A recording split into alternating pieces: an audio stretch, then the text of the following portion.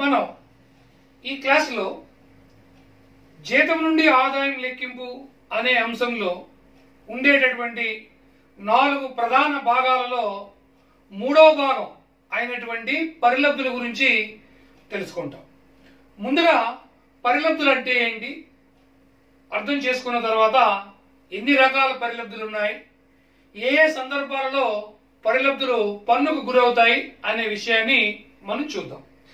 పరిలబ్ధులు దీనిని ఇంగ్లీష్ లో పెర్క్విజిట్స్ అని కూడా అంటారు.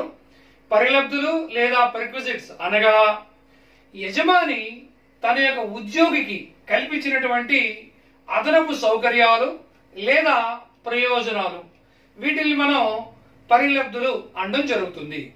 ఈ పరిలబ్ధులు ఆదాయ పన్ను చట్టం ప్రకారం జీతం నుండి ఆదాయంపై పన్ను లెక్కించేటప్పుడు పరిలబ్ధులని 3 రకాలుగా విభజించడం జరిగింది. మొట్టమొదటిది అన్ని రకాల ఉద్యోగులకు పన్ను నుండి మినహాయించబడేటటువంటి పరిలబ్ధులు. 2 అన్ని రకాల ఉద్యోగులకు పన్ను విధించబడేటటువంటి పరిలబ్ధులు. 3 ప్రత్యేక ఉద్యోగులకు మాత్రమే పన్ను విధించబడేటటువంటి పరిలబ్ధులు. ఇలా 3 రకాలుగా పరిలబ్ధులు విభజించడం జరిగింది. ముందుగా మనకి ఆదాయ పన్ను చట్టంలో పేర్కొన్నటువంటి ప్రతి ఒక్క అంశానికి జీతానికి సంబంధించి థియరిటికల్ గా మనకి పూర్తి స్థాయి అవగాహన కలిగిన తర్వాత జీతం నుండి ఆదాయం లెక్కింపు ప్రాక్టికల్స్ ప్రాబ్లము మనం చేయడానికి వీలవుతుంది. మరొకసారి చూడండి, పరిలబ్ధులు అనగా సింపుల్ గా యజమాని ఉద్యోగికి కల్పించేటటువంటి అదనపు సౌకర్యము. ఈ అదనపు సౌకర్యము నగదు రూపంలో ఉండవచ్చు లేదా వస్తు రూపంలో ఉండవచ్చు. ఈ అదనపు సౌకర్యాల్ని ఆదాయ పన్ను చట్టంలో పన్ను విధింపు దృష్ట్యా 3 రకాలుగా వర్గీకరించారు.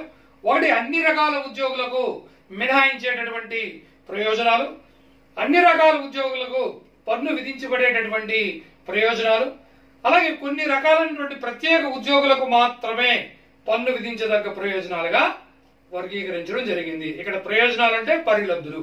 పరిలబ్ధులనే ఇంగ్లీష్ లో పర్క్విజిట్స్ అని కూడా అంటారు. ముందుగా ఇప్పుడు మొదటి కేటగిరీ చూద్దాం. అన్ని రకాల ఉద్యోగులకు పన్ను నుండి మినహాయించబడేటటువంటి పరిలబ్ధులు ఏంటో ఒకసారి మనం చూద్దాం.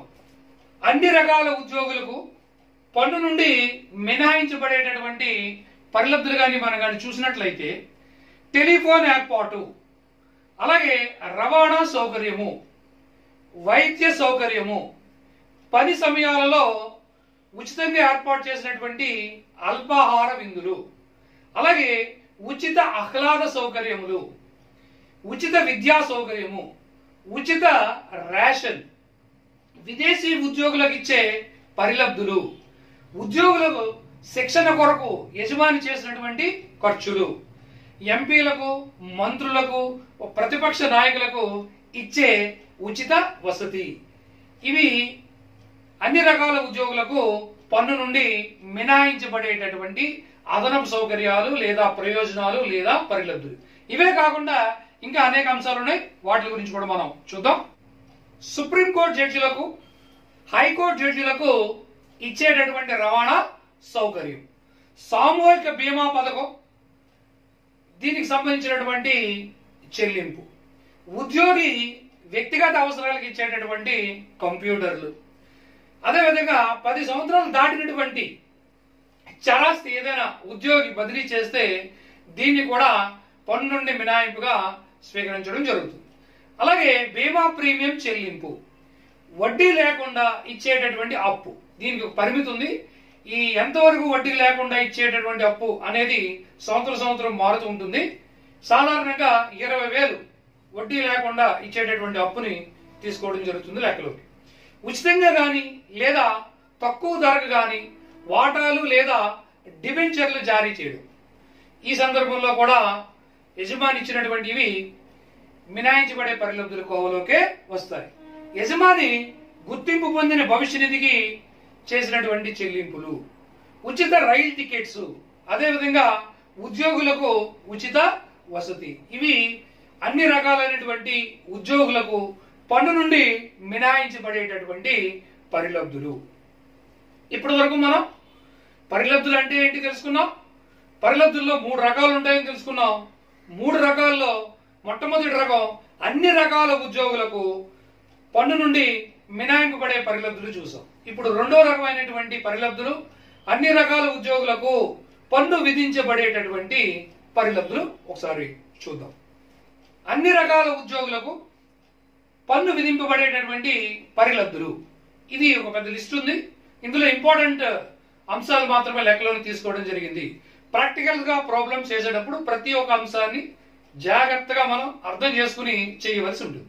ముందుగా మీకు పూర్తి స్థాయి అవగాహన కలిగి ఉండాలి. పరిలబ్ధులు అంటే ఏంటి, పరిలబ్ధుల రకాలు, అప్పుడు మాత్రమే మనం జీతం నుండి ఆదాయం లెక్కింపు అనేటటువంటి అంశాన్ని పర్ఫెక్ట్ గా చేయగలుగుతాం.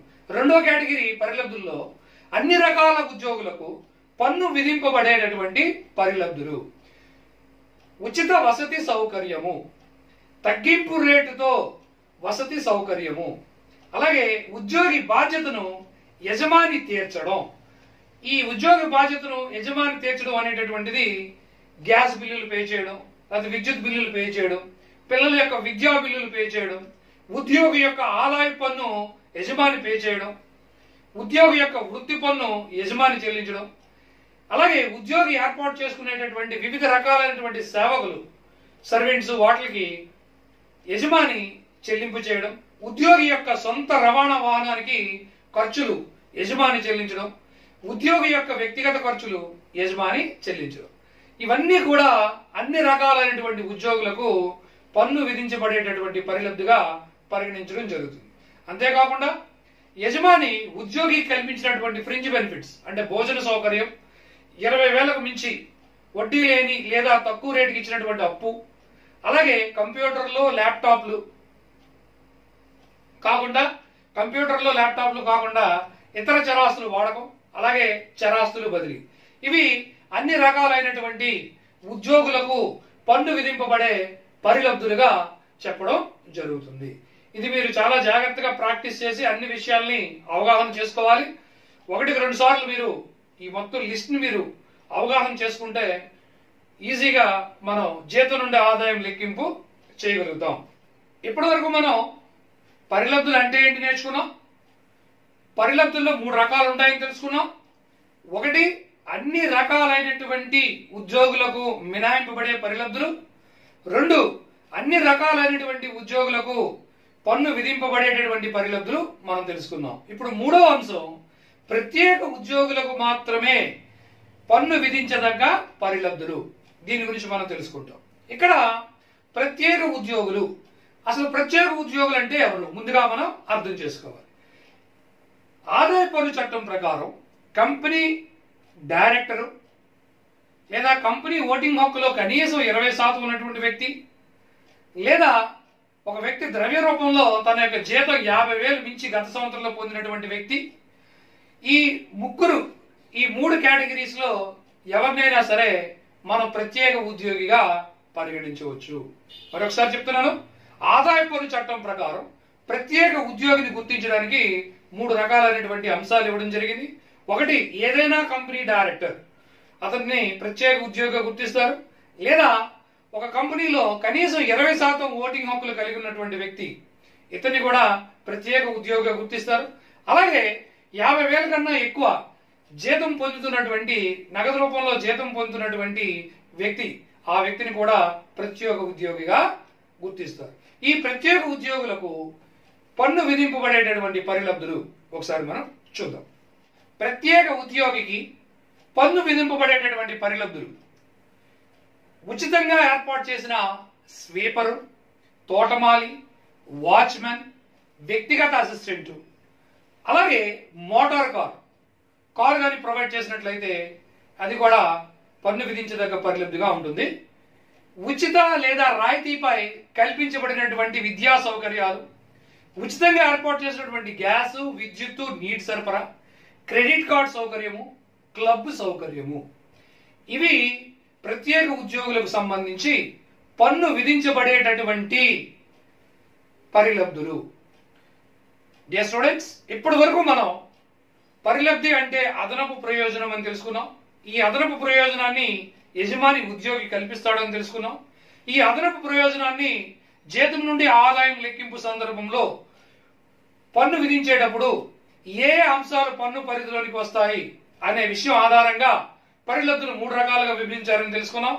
ఒకటి, అన్ని రకాల ఉద్యోగులకు మినహాయించబడేటటువంటి పరిలబ్ధులు, అన్ని రకాల ఉద్యోగులకు పన్ను విధించబడేటటువంటి పరిలబ్ధులు, ప్రత్యేక ఉద్యోగులకు మాత్రమే పన్ను విధించబడేటటువంటి పరిలబ్ధులు అని మనం ఈ 3 రకాలు మనం తెలుసుకున్నాం.